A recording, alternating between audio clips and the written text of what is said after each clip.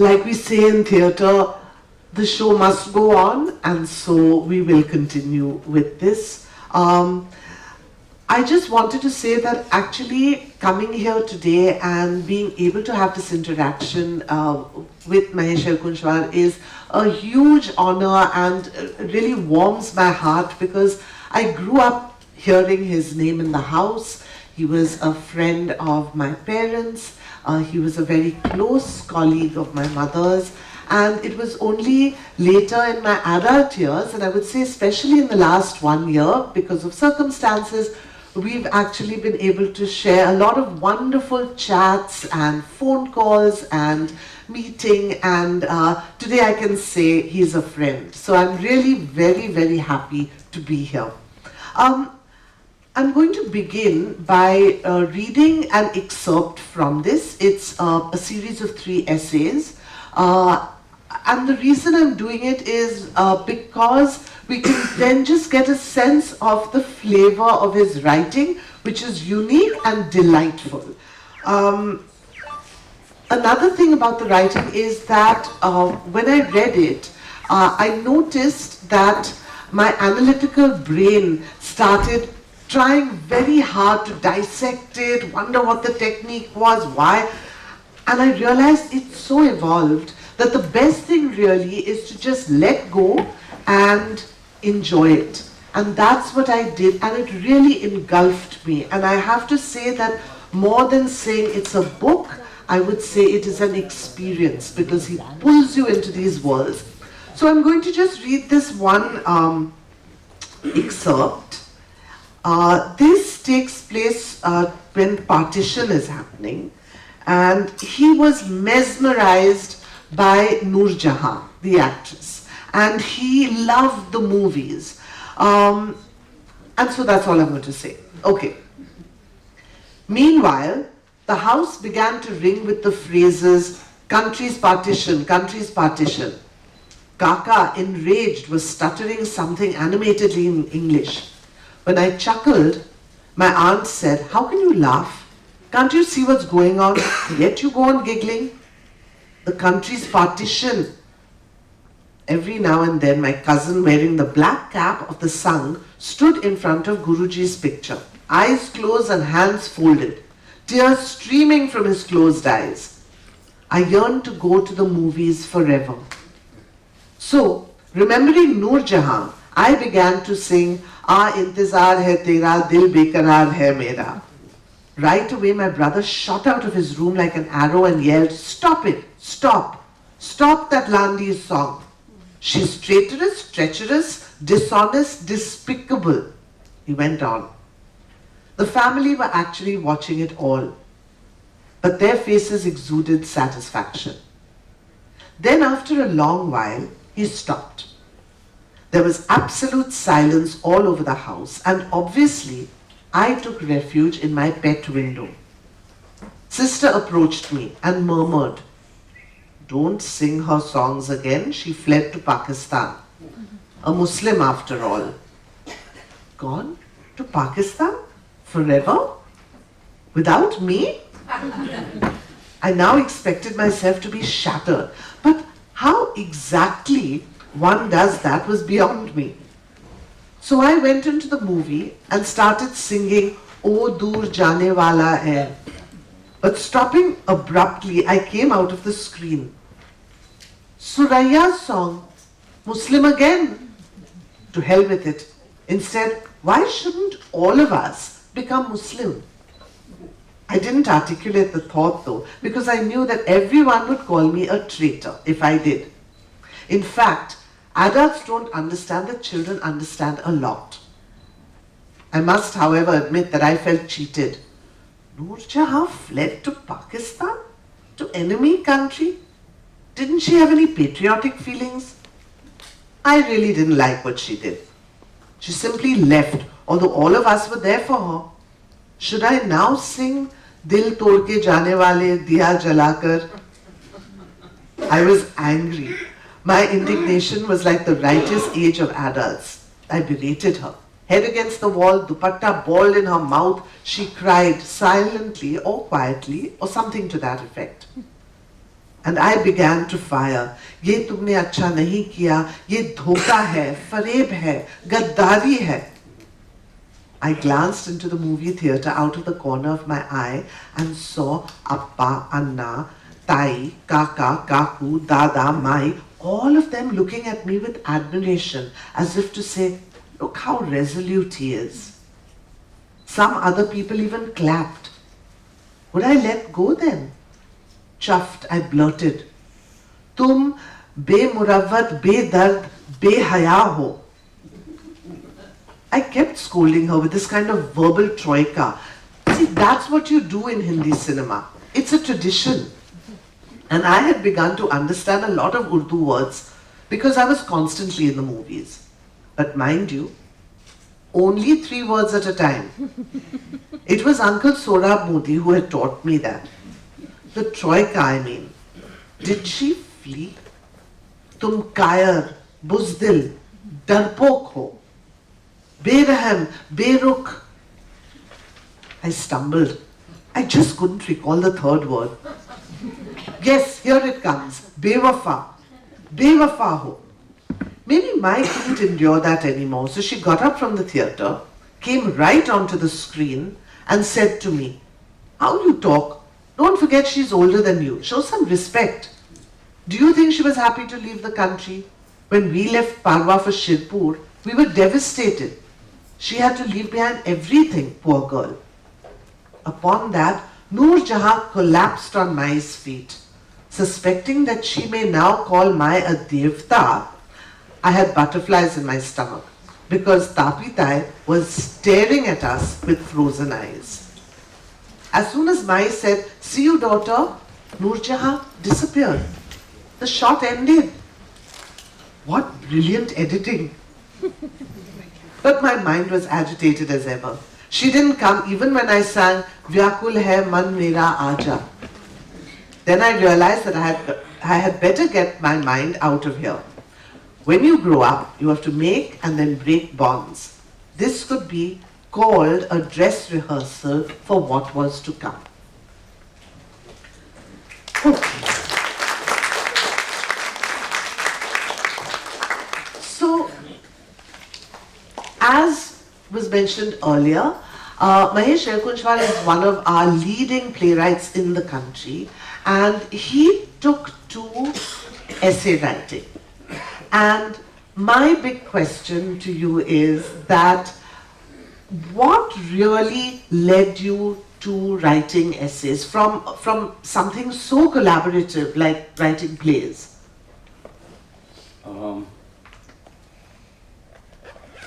I really don't have anything conclusive to offer at the moment because it happened very naturally. I was into theatre, thinking of theatre all the time, writing plays. And I used to occasionally write an essay, but I wasn't into them as I am now. A moment came when I realized that I've been writing about other people, orchestrating their lives, speaking their lines, writing their lines. And it wasn't enough anymore. I had come at a stage in my life when I wanted to talk to myself because one was sorting out a lot of things which had nothing to do with the outside world. So I started writing a few essays and they are published in one volume called Monara.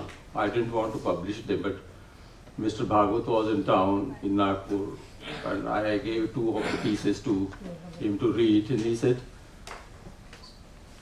"Why not publish them? I mean, they rise about your personal privacy. This experience can belong to anybody, anybody can share this."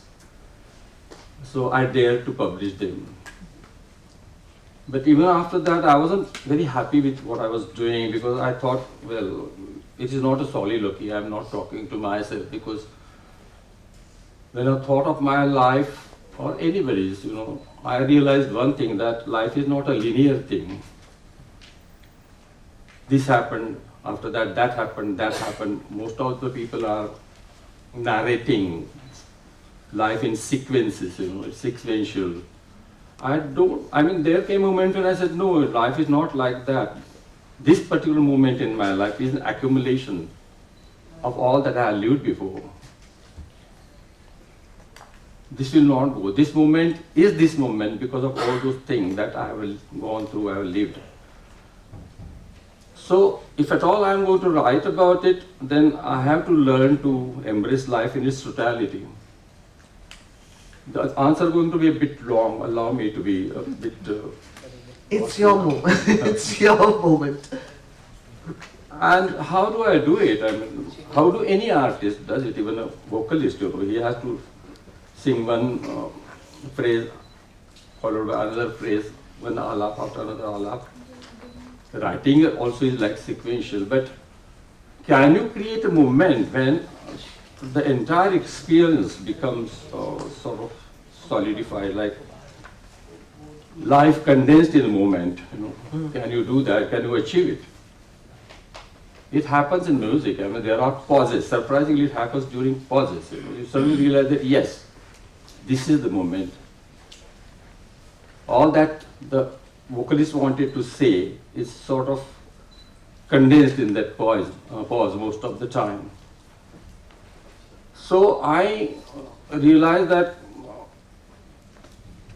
I'm at a juncture when I have to find out if I'm able to take up this challenge. Not exactly a challenge, but I'm challenged to myself, of course. During this entire process, it has been a long trajectory. One has been trying to understand what space and time mean in theater. It was basic grammar one was trying to understand, because if you want to be a good playwright, you have to learn basics. These are vital aspects of not only theater, not only any art, but entire life. When I started connecting space and time with my art and my life, I realized that there are so many realities.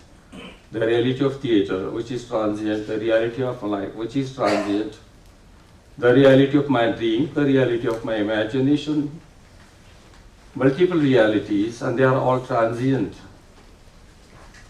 And what was most amazing was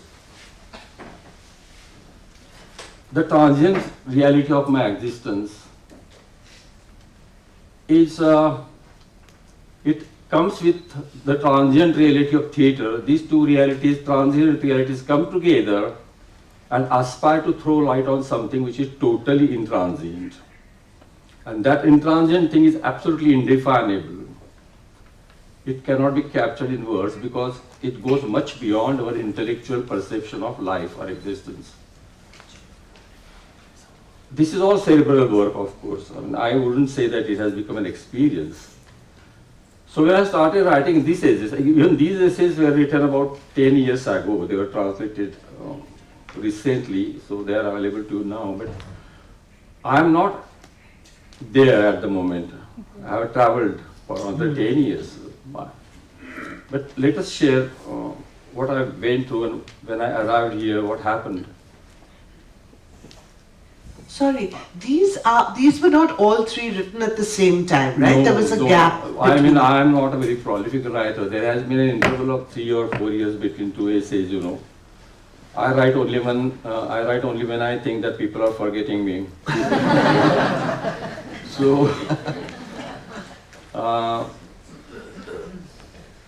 it was around this time, I was old enough, I think, so people had the courage to come to me and say that, why don't you write memoirs at time? I said, I'm not that old now. I will not write memoirs. I will not write an autobiography. Because most autobiographies of our artists, particularly theatre people, are a story of their successes. And I'm not interested in that because we already know this. Why are you telling us what your successes have been? If I could interrupt, because you've said something really important here, is that the book, and I have to say this, it is semi-autobiographical, as in there are moments from your life that you do touch upon, but it's all so beautifully entwined with fantasy, with with film, with music, with history, with people from his past. It's so seamless. It's created a kind of metaverse, and it takes you through. You don't know. Like I even said to him when I first spoke to him about the book, at one point I thought, am I on drugs? Because it felt really trippy, you know. And I was thinking, but that's the feeling you get. It's beyond, really. It's really quite beautiful. Sorry, I have to say that. Yeah. I said I won't write memoirs either because I'm not interested in narrating incidents from my life. You know, I am not interested in sharing my life with other people. And autobiographies are disappointing because they are a story of successes. It is total indulgence. A real artist autobiography is a story of his failures, you know. Failures are important. A success is a full stop. A failure is something which leads to another failure, which means to another steps ahead, you know. It's a story of growth. So I think my writing and my life cannot be really talked about because we are both works in progress. Back to memoirs. Memoirs also didn't interest me because I had no intention of telling people about the people who came into my life. Particularly, people expect to talk about the awards you got and how you made the president of this country and how you were invited to the Princeton, etc. They are externalities, they are incidentals, they are not important to my growth at all. The people who were important to me, my family retainer was very important for my growth, and there are people like that, but even writing about them, what was important for me was not talking about those persons, but what happened between that person and me, the experience, you know. I want my writers to share my experience, not my memories, you know. Because we are going to disappear, but the experience might stay, and if it gets universalized, then maybe it will stay longer. It is like, secondly, while talking about, because I'm getting sort of rambling, but you'll tie up the loose ends. Talking about space and time, I realized that if you want to do that, you have to go beyond time and space, which I cannot. Which means that I cannot embrace life in its totality, but I can embrace a moment. And if you do that, if you are successful in doing that, it is like your entire life condensed in a moment, you know. Eternity condensed in a moment, a sky reflected in a dewdrop, you know. If I succeed in doing that, giving an experience, I don't want to talk about people, about myself. Mahesh is unimportant. What is important is the experience between what happened between Mandakini and Mahesh, Viva and Mahesh. So the only thing I could do was create my own reality. I wouldn't allow myself to be dictated by all these realities. So I would create my own space, my reality. And in that reality, I would bring Didarganj ki Yakshi, Noor Jahan, Camus Mersol, Emily Dickinson, Viva, he was a family retainer who looked after me when I was a child. So Viva, I, Emily, Noor Jahan, Mersol, we all get together in Kashi on the banks of Ganges and we talked about so many things. And for me, it is not indulgence, it is not imaginary. I really talk to these people. I have often seen Emily sitting on the swing in my garden. Once I did it, you know, all these people from my past, from my future, when they came together, they became the now. They became present. That was one way of living in the nowness, you know. When you are in the now, you forget your past and you forget your future. And that is the most, I think, beautiful way of living in the present. Most of us don't. Our minds are cut into ribbons by our past and our future. And one suffers no end. Last 4 or 5 years, thank God, most of the time, particularly when I am writing, I am full of gratitude and happiness because I am living in the present when one is writing. Because one more thing, while doing this, I also realized that living in the present is important because the mind doesn't work, it stops working. It rests, So where do you find rest? Mystics say that you can find rest in the absolute. It is an enormous sea of silence and all that.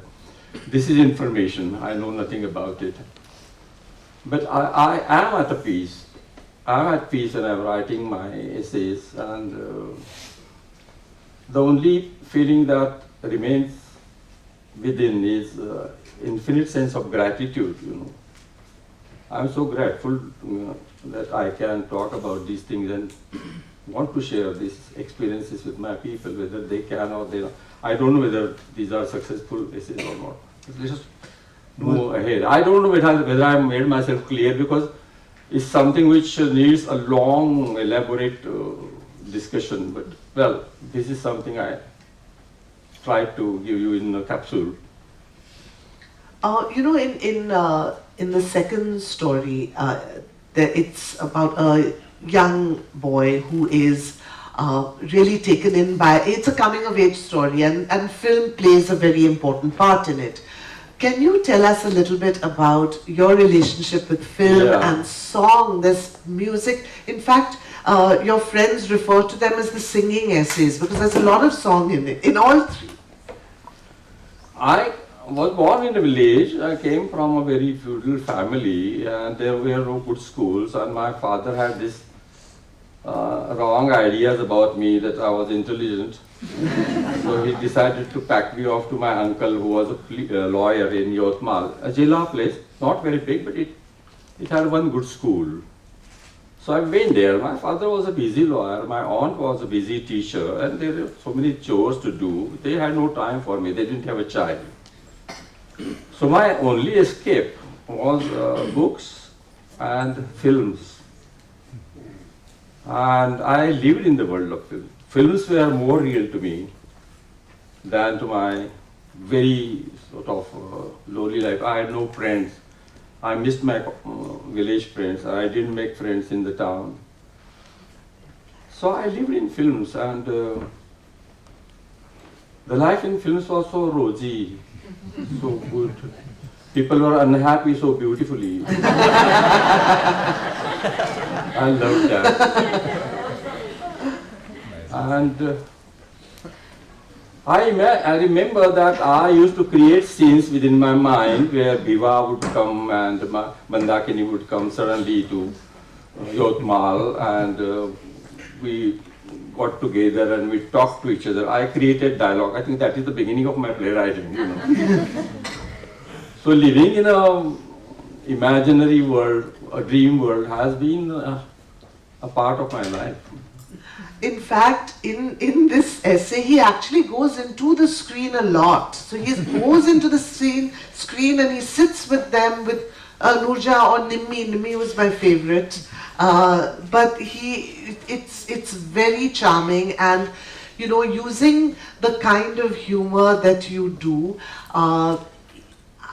The other thing that really got to me, even in this story, which is so funny, but I actually found times when I was feeling like I felt like I was crying because it's so seamlessly done, where something so seemingly innocent is being mentioned, and with humor, but there are very, very big points being made, so even in the excerpt that we just read about Noor Jahan, the whole anti-Muslim sentiment that was prevalent there just is something that stays with you when you read it. You're looking at very big ideas and notions in the reading. But in this, so this was something that you did feel when you were growing up, that there was at that time, this big anti-Muslim issue. And you said a lot of readers also have taken this out of it a lot. When I grew up, I looked at the whole scene and I realized how deep the chasm between us, Muslims and Hindus, was. As a child, I was just watching things, I mean, I haven't responded to my personal dissatisfaction about the whole thing. Because I was confused. Allah Baksha was my first friend in life. He was the son of a Jibagwan, uneducated, poor family, but he was my dearest friend. And he used to introduce me to qawwals, and we used to run away to a masjid and where we listened to qawwal, and my father was a liberal person, so was my mother, so it wasn't a big problem. And in my college, I had Muslim friends. In my house, there was never anti-Muslim words spoken, but I think it was underneath, it was always a subtext. I think it was a subtext to the lives of all Hindus, must be also with Muslims. The animosity was hidden, not spelled out. It was there. I grew up, and fortunately my father was a very progressive, very open person. My uncle also. And they had warned me very earlier about a certain kind of thinking which is fascist. I knew that word when I was very young.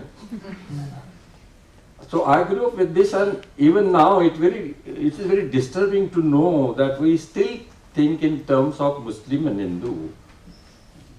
And I realized that it has always been there. I mean, it has always been with us for the last 1,000 years or whatever.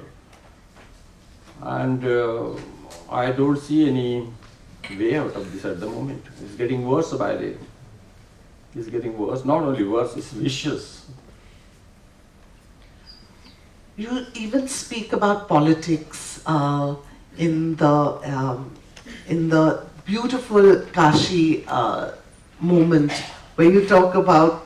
Tell us a little about that.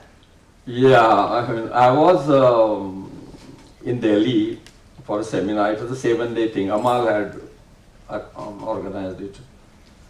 And I met Neelab, who was the son of Upendranath Ashk. Neelab also was a poet. He died a few years ago, a good poet. So somebody introduced me to him, Mr. Mahesh Elkunchwar.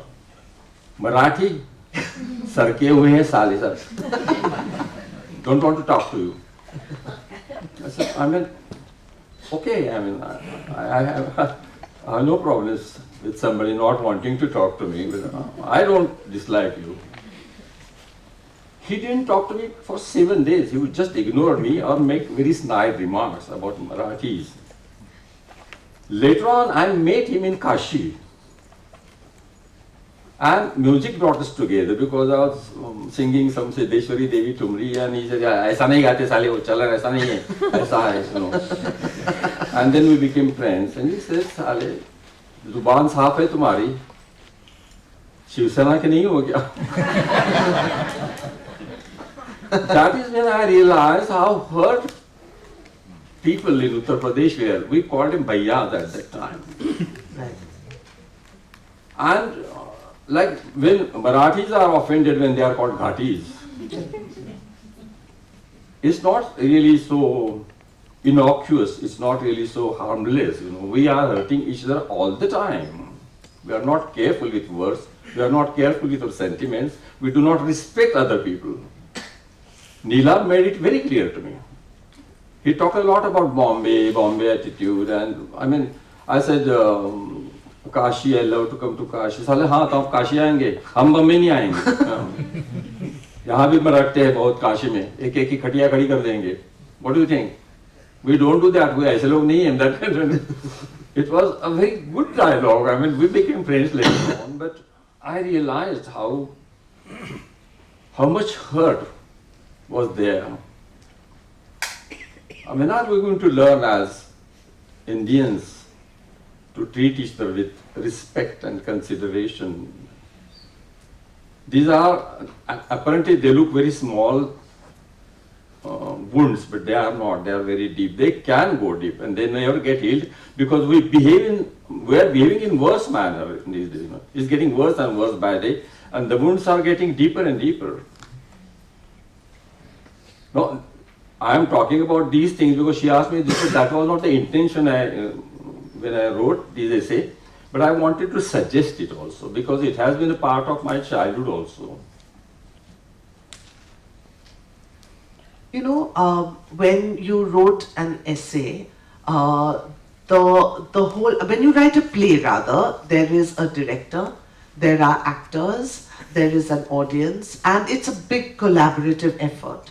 And like you said, you did want to go inward and you wanted to say stuff, but there is a great luxury in writing a novel because it's directly to the reader. There is no middleman, there is no director, there is no actor taking your words and doing something with it. I know that you did this because you wanted to try it, but then Mohit Takalkar went and did a... Mohit took one of these short Shanta stories. said it, yes. Shanta, yeah. So Mohit did Necropolis. he did Necropolis, right? Yeah. So how did that feel when you were trying to run away from everyone? I was deeply moved because it was a birthday present, you know.